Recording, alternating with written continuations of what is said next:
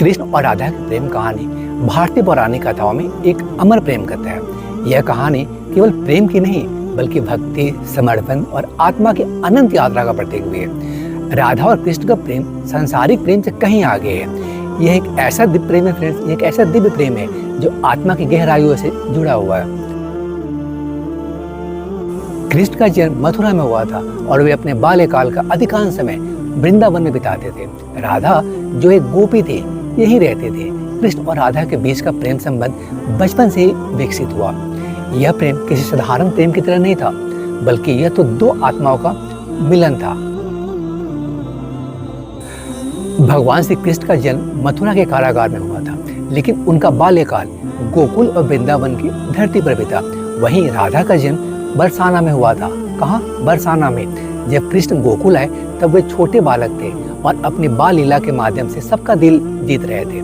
यहीं पे उनका मिलन राधा से हुआ, जो कि प्रेम का प्रारंभिक बिंदु था। फ्रेंड्स, कहते हैं कि वृंदावन की भूमि पर राधा और कृष्ण के मिलन की कहानियां आज भी गूंजती हैं। कृष्ण की बांसुरी की धुन सुनकर राधा अपने सारे कार्य छोड़कर उनके पास आ जाते थे। कृष्ण की बांसुरी की धुन में ऐसा जादू था फ्रेंड्स कि राधा को उसमें अपना संपूर्ण अस्तित्व दिखाई देता था। कृष्ण और राधा का प्रेम मात्र सांसारिक प्रेम नहीं था, बल्कि यह प्रेम आत्मा और परमात्मा के मिलन का प्रतीक था। राधा का कृष्ण के प्रति अटूट प्रेम और समर्पण इस प्रेम को अद्वितीय बनाता था।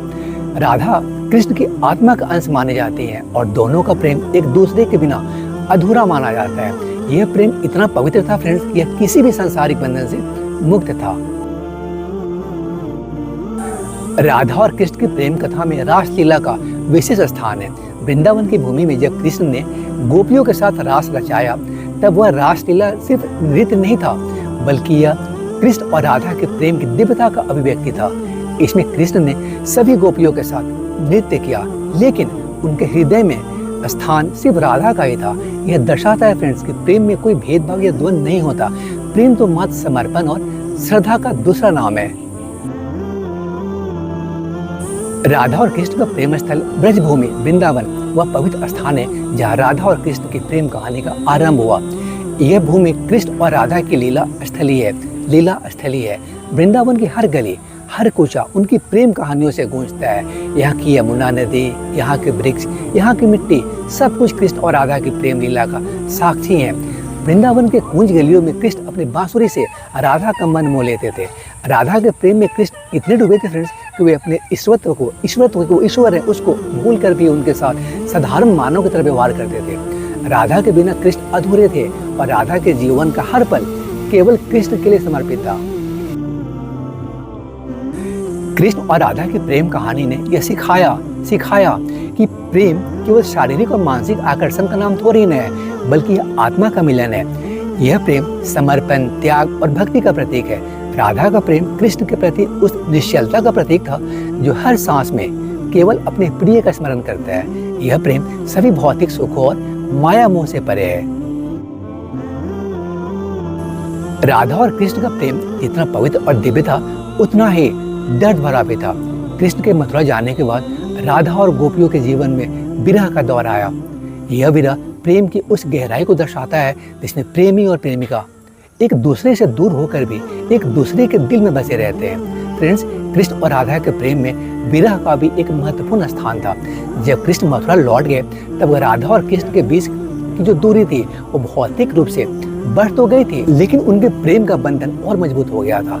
यह विरह इस बात का प्रतीक था फ्रेंड्स कि सच्चा प्रेम शारीरिक उपस्थिति से परे होता है। राधा का प्रेम कृष्ण के लिए अनंत था और कृष्ण का प्रेम राधा के लिए शाश्वत।